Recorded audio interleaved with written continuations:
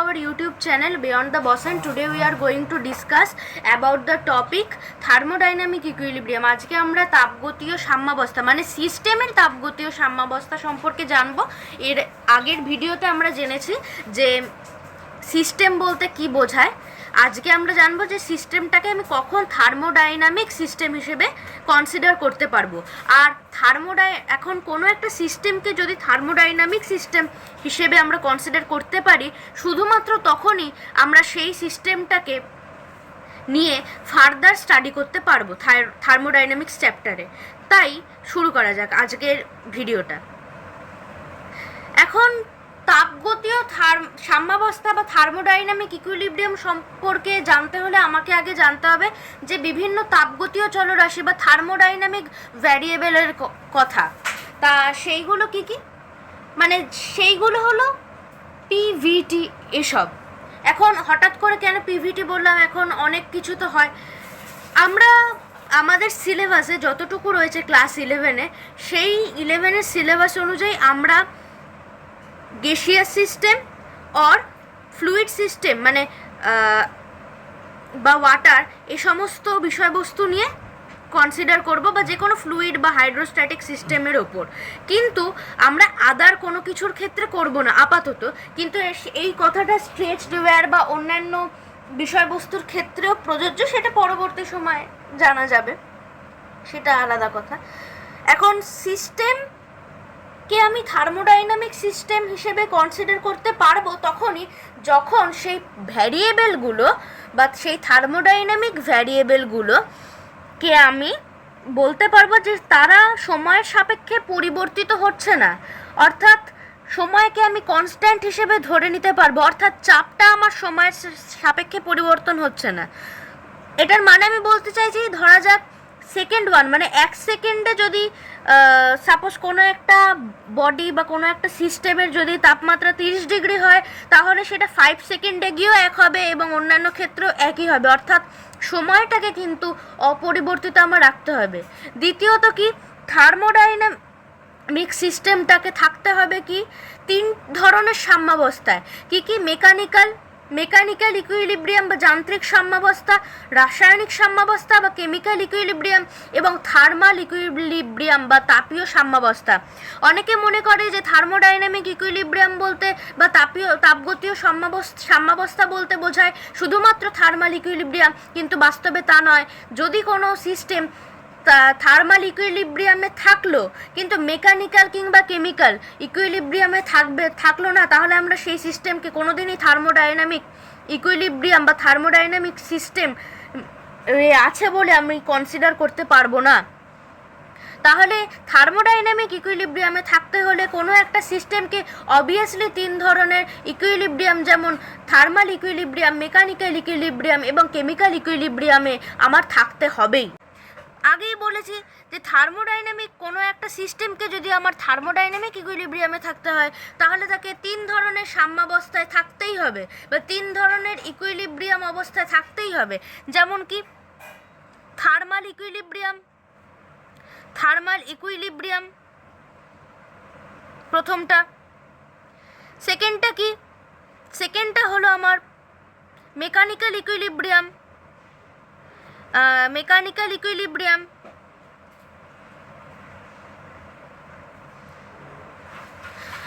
আর থার্ডটা কি? Chemical equilibrium. এই 3 ধরনের ইকুইলিব্রিয়ামে আমার থাকতে হচ্ছে। যদি কোনো একটা সিস্টেম এই 3 ধরনের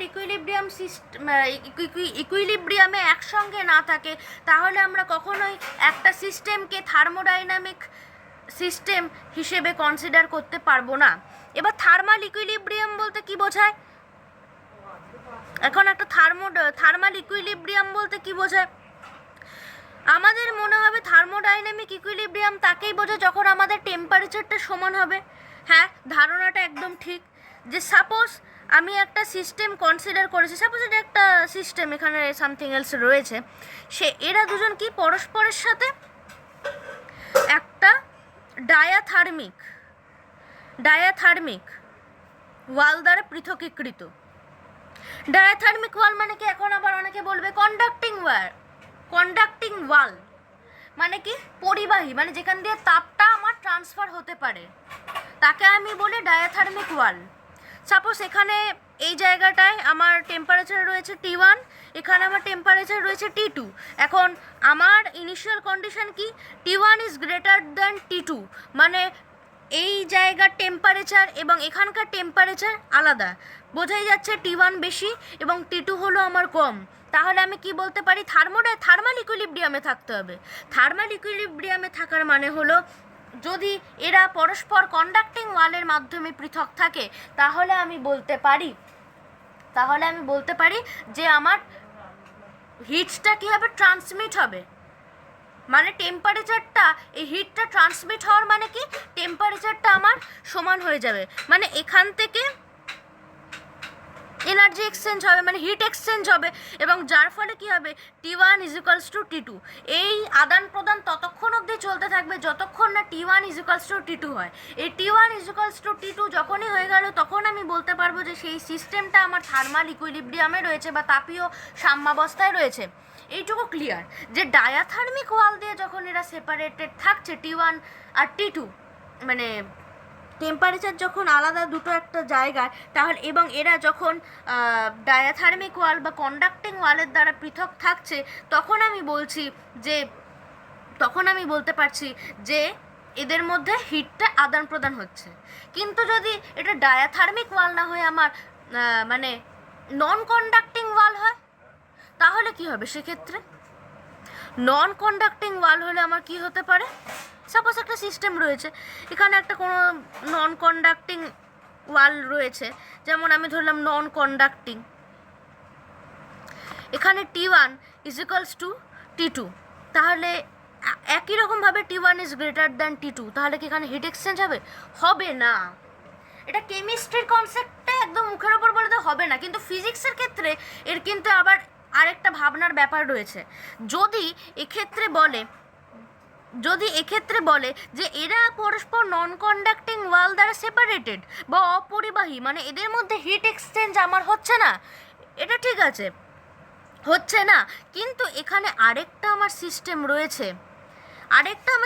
রয়েছে, সাপোজ সি, আর এটা সাপোজ এ আর বি, হ্যাঁ, আর এইটা হলো এই যে এরা মানে এই জায়গা থেকে যে এই ওয়ালটা তৈরি করেছে সেটা হলো কন্ডাক্টিং, মানে এই জায়গাটা যদি হয় কন্ডাক্টিং বা পরিবাহী হয়, এবং আমি যদি দেখি, এবং সেটা হবেই যদি এ আর সি পরস্পরের সাথে তাপীয় সাম্যাবস্থায় থাকে, এবং বি আর সি যদি পরস্পর তাপীয় সাম্যাবস্থায় থাকে, তাহলে আমি 100% বলতে পারবো যে এ আর বিও তাপীয় সাম্যাবস্থায় থাকবে। আমি 100% শিওর। কেন? এটা হলো 0th ল অফ থার্মোডাইনামিক্স, বাংলায় যাকে বলা হয় তাপগতিবিদ্যার আদি সূত্র। এটা পরবর্তীকালে আমি এক্সপ্লেন করব, আপাতত এটা জেনে রাখা দরকার, মানে অনেক সময় বিভিন্ন শর্ট কোয়েশ্চেন এসব চলে আসে সব কাহিনী, যে এরা পরস্পর মানে দুটো এ আর বি দুটো নন কন্ডাক্টিং ওয়াল দ্বারা পৃথকীকৃত, কিন্তু এ আর বি উভয়ই একটা কন্ডাক্টিং ওয়াল দ্বারা যুক্ত, তাহলে কি এরা এ আর বি তাপীয় সাম্যাবস্থায় থাকবে? প্রয়োজনীয় যুক্তি দাও, তখন এই গল্পটা চলে আসবে, তাই আমি এই গল্পটা আগেই জানিয়ে দিলাম। এটা হলো আমার থার্মাল ইকুইলিব্রিয়ামের যাবতীয় গল্প। এবার আমার আসছে মেকানিক্যাল ইকুইলিব্রিয়ামের গল্প। এবার আমরা জানবো যে মেকানিক্যাল ইকুইলিব্রিয়াম বা যান্ত্রিক সাম্যাবস্থা বলতে কি বোঝায়। আমরা এর আগে দেখলাম যে থার্মাল ইকুইলিব্রিয়াম বলতে কি বোঝায়, ঠিক একই রকম কনসেপ্টে, শুধু এখানে মেকানিক্যাল প্রপার্টি সম্পর্কে আমরা ধারণা করব। যেমন মেকানিক্যাল ইকুইলিব্রিয়ামের ক্ষেত্রে ফার্স্টে আমি আগেরটার মতনই কনসিডার করলাম যে দুটো সিস্টেম, সাপোজ এটা এ এটা বি, এখন এরা পরস্পরের মাধ্যমে একটা মুভেবল ওয়াল দ্বারা পৃথকীকৃত। কি মুভেবল ওয়াল? মানে যেটা মুভ করতে পারবে। কেন মুভেবল ওয়াল করলাম? কারণ সাপোজ এখানকার প্রেশার হলো P1 P2, যে কোনো হাইড্রোস্ট্যাটিক বা গ্যাসিয়াস সিস্টেমের ক্ষেত্রে কি হয়, আমরা পিকে বা প্রেশারকে কি একটা ভ্যারিয়েবল হিসেবে কনসিডার করে থাকি, সেই কারণে আমরা পিকে এখানে অ্যাজ আ মেকানিক্যাল প্রপার্টি আমি শো করছি। সাপোজ P1 আর P2 এই দুটো আলাদা চাপযুক্ত বা আলাদা প্রেশারযুক্ত দুটো সিস্টেম এ আর বি, এরা পরস্পর মুভেবল ওয়াল দ্বারা পৃথকীকৃত। এখন যদি এটা আমাদের বলা হয় যে P1 is greater than P2, মানে P1 মানে এর যে প্রেশার, তার প্রেশারটা পিবির থেকে বেশি, তাহলে কি হবে? স্বাভাবিকভাবেই আমরা জিওগ্রাফিতে তো বা ভূগোলে কম বেশি সবাই পড়েছি যে কি হয়, বা যে কি হয়, উচ্চ স্থান থেকে মানে উচ্চ চাপযুক্ত স্থান থেকে নিম্ন চাপযুক্ত স্থানে বায়ু প্রবাহিত হয় এবং এর ফলে ঝড় বৃষ্টি হয় এবং অন্যান্য যাই হোক কনসেপ্ট ছিল এতে। ঠিক একইভাবে যেখানকার প্রেশার বেশি সেই উচ্চ চাপযুক্ত মানে সেই হাই প্রেশারযুক্ত স্থান থেকে লো প্রেশারের স্থানে কি হয়? ট্রান্সফার হয় প্রেশারের। তাহলে কি এখান থেকে এই পি মানে এখান থেকে যাবে, এইদিকে মুভ করবে প্রেশারটা, এবং মুভেবল ওয়াল রয়েছে, তার ফলে কি হবে? এইটা মুভ করবে ওয়ালটা এবং প্রেশারটা সমান হওয়ার জন্য ওরা কাজ করবে। এই ঘটনাটা ততক্ষণই ঘটবে যতক্ষণ না P1 is equals to P2 হচ্ছে। যখনই আমি দেখব যে P1 is equals to P2 হচ্ছে, তখনই আমি বলতে পারবো যে সিস্টেমটা মেকানিক্যাল ইকুইলিব্রিয়ামে চলে এসছে, মানে যান্ত্রিক সাম্যাবস্থায় রয়েছে। এটা গেল মেকানিক্যাল ইকুইলিব্রিয়ামের কনসেপ্ট, এখান থেকে বেশি কিছু আমার বলার নেই। আরেকটা হলো কেমিক্যাল ইকুইলিব্রিয়াম। কেমিক্যাল ইকুইলিব্রিয়াম বা রাসায়নিক সাম্যাবস্থা, সেটা কি?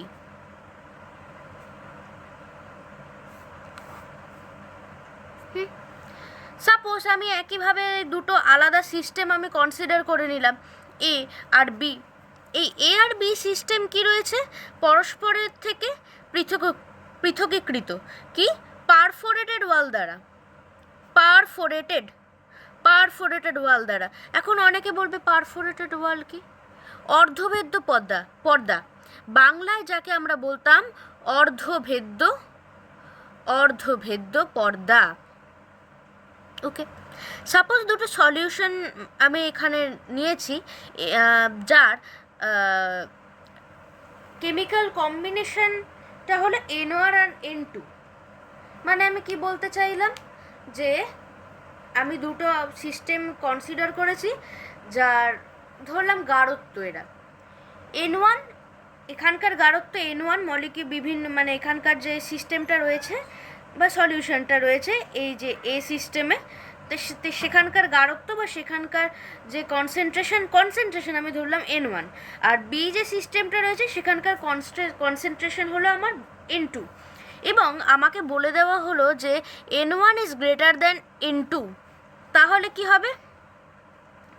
আমরা ব্যাপন সম্পর্কে আগেই জানি যে কি হয় ব্যাপনে। তাই যেখানকার গাঢ়ত্ব বেশি সেই বেশি গাঢ়ত্বযুক্ত অঞ্চল থেকে কম গাঢ়ত্বযুক্ত অঞ্চলে কি হবে? মলিকিউলসগুলো ধাবিত হবে। তাহলে আমার এই ঘটনাটা কতক্ষণ ঘটতে থাকবে? যতক্ষণ আমার N1 is equals to N2 হচ্ছে। যখনই আমার N1 is equals to N2 হয়ে যাবে, তখনই আমি বলতে পারবো যে সিস্টেমটা আমার কেমিক্যাল ইকুইলিব্রিয়ামে চলে এসছে। এখন কোনো সিস্টেমে, আমি আগেও বলেছি, কোনো সিস্টেমে যদি একই সাথে থার্মাল ইকুইলিব্রিয়াম, মেকানিক্যাল ইকুইলিব্রিয়াম এবং কেমিক্যাল ইকুইলিব্রিয়াম থাকে, তখনই আমি সেই সিস্টেমটাকে বলতে পারবো যে থার্মোডাইনামিক ইকুইলিব্রিয়াম। এছাড়াও সিস্টেমের যে বিভিন্ন থার্মোডাইনামিক ভ্যারিয়েবলগুলো রয়েছে, যেমন পিভিটি, এই প্রত্যেকটাই মানে প্রেশার, ভলিউম, টেম্পারেচার, হাইড্রোস্ট্যাটিক সিস্টেমের ক্ষেত্রে সেগুলো সবসময় সময়ের সাপেক্ষে বা টাইমের রেসপেক্টে পরিবর্তিত হতে হবে। মানে এগুলো চেঞ্জ হবে না টাইমের রেসপেক্টে। এই কন্ডিশনগুলো যদি একটা সিস্টেম স্যাটিসফাই করে, তাহলে সেই সিস্টেমটাকে আমি বলবো থার্মোডাইনামিক সিস্টেম।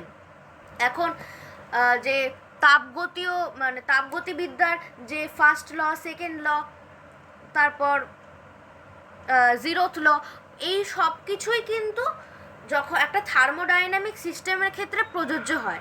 সিস্টেমটা যদি আমার থার্মোডাইনামিক না হয়, তাহলে কি হয়? তাহলে বিভিন্ন কিছু পরিবর্তন হতে পারে, মানে মেকানিক্যাল প্রপার্টি আমার পরিবর্তন হতে পারে, কেমিক্যাল প্রপার্টি পরিবর্তন হতে পারে, এবং যার ফলে কি হবে? সুস্থায়ী মানে সুস্থিত কোনো কিছু আমরা পাবো না, মানে ভ্যারি করতে থাকবে, টেম্পারেচার বা প্রেশার বা ভলিউম ইত্যাদি ইত্যাদি আমার কি করতে থাকবে, আমার চেঞ্জ হতে থাকবে। ফলে কি হবে, থার্মোডাইনামিক্সের যে বিভিন্ন সূত্র, যেমন ফার্স্ট ল, সেকেন্ড ল, আমরা পরবর্তীকালে আলোচনা করব, সেই লগুলো কিন্তু আমার ভেরিফাই করা অত্যন্ত টাফ হবে এবং চট করে করা যাবে না, যার ফলে আমাদের সিলেবাসে এবং সর্বক্ষেত্রেই থার্মোডাইনামিক্স সম্পর্কে আলোচনা করতে এবং থার্মোডাইনামিক্সের first law, second law verify এবং পড়াশোনা করার ক্ষেত্রে অবশ্যই যে সিস্টেমটাকে নিয়ে আমরা আলোচনা করব বা যেই সিস্টেমটাকে নিয়ে আমরা ডিসকাস করব বা যার উপর আমরা স্টাডি করব, সেই সিস্টেমটা অবভিয়াসলি আমার থার্মোডাইনামিক সিস্টেম হতে হবে। অর্থাৎ সেই সিস্টেমের যে তাপগতীয় চল বা তাপগতীয় থার্মোডাইনামিক ভ্যারিয়েবলগুলো রয়েছে, সেই ভ্যারিয়েবলগুলো টাইমের রেসপেক্টে কনস্ট্যান্ট হতে হবে বা অপরিবর্তনযোগ্য হতে হবে। এছাড়াও সেই সিস্টেমটাকে থার্মাল ইকুইলিব্রিয়াম, মেকানিক্যাল ইকুইলিব্রিয়াম এবং কেমিক্যাল ইকুইলিব্রিয়ামে থাকতে হবে। তখনই আমরা বলতে পারবো যে সেই সিস্টেমটা হলো আমার থার্মোডাইনামিক সিস্টেম এবং সিস্টেমটা থার্মোডাইনামিক ইকুইলিব্রিয়ামে আছে। অনেকে আবার ভাবে থার্মোডাইনামিক ইকুইলিব্রিয়াম বলতে থার্মাল ইকুইলিব্রিয়ামকে বোঝায়, মানে টেম্পারেচার দুটোর যদি সমান হয়ে যায়, এসব অনেক চিন্তা ভাবনা করে, কিন্তু সেটা নয়। এই লেকচার দিয়ে আজকে আমার সেটা ক্লিয়ার হলো। তার নেক্সট লেকচারে আমরা বিভিন্ন যে প্রসেসগুলো রয়েছে আমার, সেই প্রসেসগুলো নিয়ে আমরা সংক্ষেপে ডিসকাস করব। এছাড়াও আমাদের সিলেবাসে যে প্রসেসগুলো নিয়ে থার্মোডাইনামিক প্রসেসগুলো নিয়ে আমার ব্রিফলি মানে প্রচুর ডিসকাশন করা রয়েছে, সেগুলো আমরা এর পরবর্তী লেকচারে ডিসকাস করব।